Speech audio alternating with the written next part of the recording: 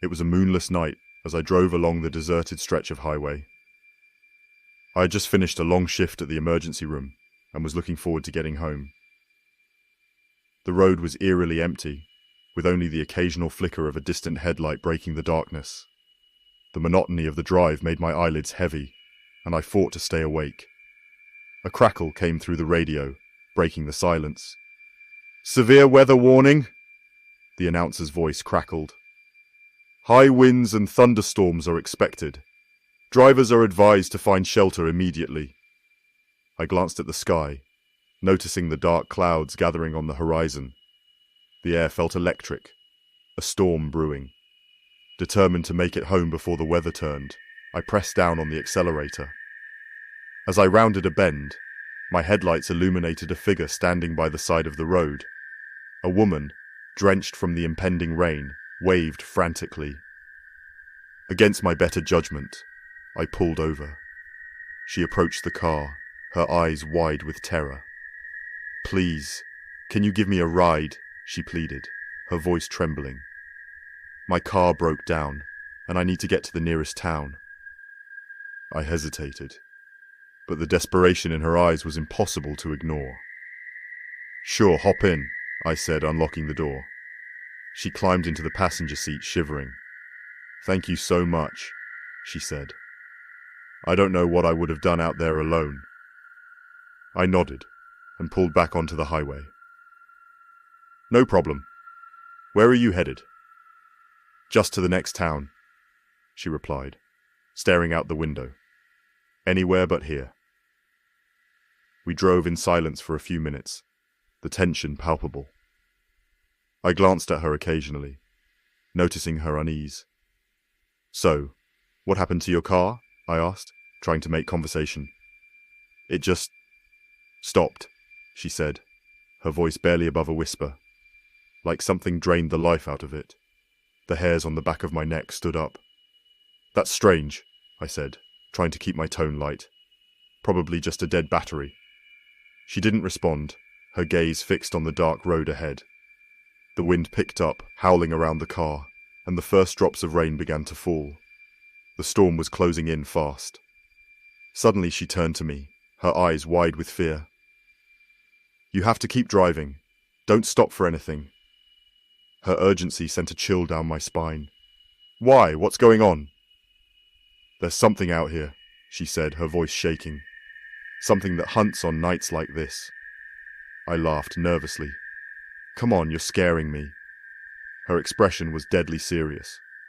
"I'm not joking. Please, just trust me." The rain intensified, hammering against the windshield. Lightning flashed, illuminating the road ahead. In that brief moment, I saw it, a dark, hulking figure standing in the middle of the highway. I swerved, narrowly avoiding it, my heart pounding. "What the hell was that?" I gasped. "The thing I warned you about," she said, her voice tight with fear. "It's hunting us now." I pressed down on the gas, speeding through the storm. The rain made it nearly impossible to see, but I didn't dare slow down. My passenger kept glancing nervously out the back window, as if expecting the creature to appear at any moment. "How do you know about this thing?" I asked, my voice trembling. "It got my sister last year," she said, tears welling up in her eyes. "We were driving home just like this. She stopped to help someone on the side of the road and it took her." A sense of dread settled over me. "Did anyone believe you?" "No," she said, shaking her head. "They said it was an accident, that she wandered off in the storm. But I know what I saw." The car suddenly jolted, as if something had hit it from behind. I looked in the rearview mirror, but all I could see was darkness and rain. "What was that?" I asked, panic rising. "It's here," she whispered. "Don't stop. Whatever you do, don't stop." I floored the gas pedal, the engine roaring as we sped through the storm. Another jolt, this one stronger, rocked the car. The woman screamed, clutching the seat. "Please, just keep going," she cried. I gripped the wheel, my knuckles white. The car shook violently as if being battered by an unseen force. I could feel its presence, a malevolent entity closing in on us. Suddenly, the lights of a town appeared in the distance. Relief washed over me. "We're almost there," I said, my voice shaking. The woman looked back one last time, her face pale. "It's losing strength. We might make it." As we crossed the town's threshold, the oppressive weight lifted. The car stopped shaking, and the rain began to let up. I pulled into a gas station, my hands trembling as I turned off the engine. The woman sighed with relief. "Thank you," she said, her voice barely above a whisper. I looked at her, trying to process everything that had happened. "What now?" She smiled weakly. "I'll find a way home from here. Just remember, never stop for anyone on this highway at night." It was a late night, and I was driving home from a late-night shift at the hospital. The road was empty and dark, and a thick fog had settled in, making it difficult to see. I turned up the heater, trying to shake off the chill that seemed to seep into my bones. As I navigated the winding roads, my phone buzzed in the cup holder. It was a message from my wife, checking to see when I'd be home. I glanced at the clock on the dashboard, 1:15 a.m. I typed a quick response, promising I'd be home soon, and put the phone back down. The road ahead was barely visible through the fog. I leaned forward, peering into the darkness, when I noticed a figure standing by the side of the road. It was a man, hitchhiking. I don't normally pick up hitchhikers, especially not at this hour, but something compelled me to slow down. He was drenched, his clothes clinging to his thin frame. He approached the car, his face obscured by the fog. I rolled down the window slightly. "Need a ride?" I asked. "Yes, please," he replied, his voice barely audible over the sound of the engine. Against my better judgment, I unlocked the door. He climbed into the back seat, water dripping onto the upholstery. I glanced at him in the rearview mirror, but his face was still hidden in shadows. "Where are you headed?" I asked, trying to sound casual. "Just up the road," he said, his voice strange and hollow. I nodded and resumed driving. The silence in the car was thick, broken only by the rhythmic thud of the windshield wipers. I kept glancing in the rearview mirror, but he remained a shadowy figure. After a few minutes, I tried to make conversation. "What were you doing out there in this weather?" "Waiting," he replied. "For what?" I asked, but he didn't answer. The fog seemed to grow thicker, the road ahead disappearing into an impenetrable haze. I tightened my grip on the steering wheel, my nerves on edge. Suddenly, the radio crackled, and a news bulletin interrupted the music. "Authorities are searching for an escaped convict. He is considered extremely dangerous. If you see him, do not approach and contact law enforcement immediately." A chill ran down my spine. I glanced in the rearview mirror again, but the man remained silent and still. I tried to push the thought out of my mind, but the tension in the car was palpable. "Is everything all right?" he asked suddenly, his voice close to my ear. I jumped, my heart pounding. "Yeah, just fine," I lied. We continued in silence. I could feel his eyes on me, watching my every move. The fog seemed to press in on all sides, suffocating. I took a deep breath, trying to calm my nerves. "We're almost there," I said, more to myself than to him. As we neared a bend in the road, the car jerked violently, as if something had hit it from behind. I looked in the rearview mirror, but saw nothing. "What was that?" I asked, panic rising in my voice. "It's nothing.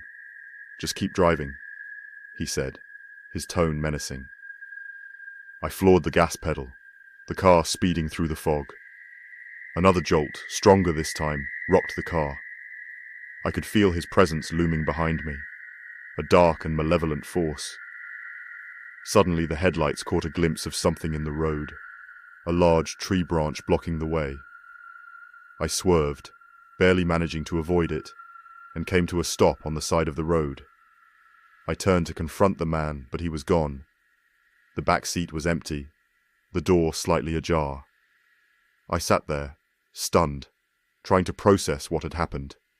Had he been real, or just a figment of my exhausted mind? I looked out into the fog, half expecting to see him standing there. But the road was empty. I took a deep breath and drove away. The memory of that night etched into my mind. I would never forget the feeling of his eyes on me, the palpable sense of danger. I never drove that road alone at night again, haunted by the memory of the man in the rearview mirror. It was well past midnight, and I was driving down an old highway that I hadn't taken in years. I was returning from a friend's wedding, trying to avoid the busier main roads. The highway was long and desolate, surrounded by thick woods on both sides, and the only light came from my headlights cutting through the darkness. As I drove, a sense of unease began to settle in. The highway was eerily silent, with no other cars in sight. My thoughts wandered to the old stories about this stretch of road, tales of ghostly apparitions and unexplained disappearances. I shook my head, trying to dismiss them as just urban legends. Suddenly, I noticed something strange. The radio, which had been playing soft music, started to emit static. I reached out to adjust the dial, but it only got worse. Then, just as abruptly, the music came back. But it was an old, haunting melody that I didn't recognize. It sounded like it was from a different era, crackling and distorted. I felt a chill run down my spine. I turned off the radio, preferring the silence over the unsettling music. As I continued driving, the road seemed to stretch endlessly, the trees closing in around me. After what felt like hours, I saw a figure standing by the side of the road ahead. It was a woman, dressed in a long, flowing white dress. Her hair was dark and fell over her face, obscuring her features. She was standing perfectly still, facing the road. I slowed down, my heart pounding. Against my better judgment, I rolled down the window. "Do you need help?" I called out. She didn't respond. I hesitated for a moment, then decided to drive on. But as I passed her, she suddenly turned her head, and our eyes met. Her face was pale, and her eyes were dark and hollow. She raised her hand, as if reaching out to me. Panicking, I hit the gas pedal and sped away. I glanced in the rearview mirror, expecting to see her receding into the distance, but she was gone. The road behind me was empty. My hands were shaking as I gripped the steering wheel. I told myself it was just my imagination, a trick of the light. But the fear gnawed at me, making me question what I had seen. As I drove further, I saw another figure up ahead. This time it was a man, dressed in old-fashioned clothing, standing in the middle of the road. I swerved to avoid him, my tires screeching. When I looked back, he too had vanished. I tried to focus on the road, but my mind was racing. I needed to get off this highway. I scanned the sides of the road, looking for an exit or a side road that would take me back to civilization. Then, I saw a sign for a rest stop a few miles ahead. Relieved, I accelerated, hoping to find some semblance of safety there. As I approached the rest stop, it appeared abandoned. The buildings were dark and dilapidated, the parking lot overgrown with weeds. Despite the eerie atmosphere, I pulled in, desperate for a break from the road. I parked the car and stepped out, the cold night air hitting me like a slap. The silence was oppressive, broken only by the sound of my footsteps on the cracked pavement. I walked towards the restroom, but as I reached the door, I heard a noise behind me. I turned around and saw the woman in white standing by my car, her dark eyes fixed on me. My heart raced as I backed away, but she began to walk towards me, her movements slow and deliberate. I ran back to the car, fumbling with the keys. I got in and locked the doors, my breath coming in short, panicked gasps. She was right outside the window now, her face inches from mine. Her eyes were filled with a sorrow so deep it was almost palpable. Please, she whispered, her voice echoing in my mind. Help me. I felt a strange compulsion to open the door, to let her in. But the rational part of my mind screamed at me to drive away. I turned the key in the ignition, and the engine roared to life. She pressed her hands against the window, her face twisted in desperation. I put the car in gear and sped out of the rest stop, her figure growing smaller in the rearview mirror until it disappeared into the darkness. I didn't stop driving until I reached a small town hours later, the first signs of dawn breaking over the horizon. Shaking, I pulled into a diner and sat down, my mind reeling from the night's events. I told the waitress about the woman and the man I had seen, hoping for some explanation. She listened, her face pale. "You're not the first to see them," she said quietly. "There have been stories about that highway for decades. People who died there, their spirits trapped, looking for someone to help them." I shivered, the memories of the night still fresh in my mind. I knew I would never take that old highway again, haunted by the thought of those lost souls, forever wandering in the darkness, searching for peace that may never come.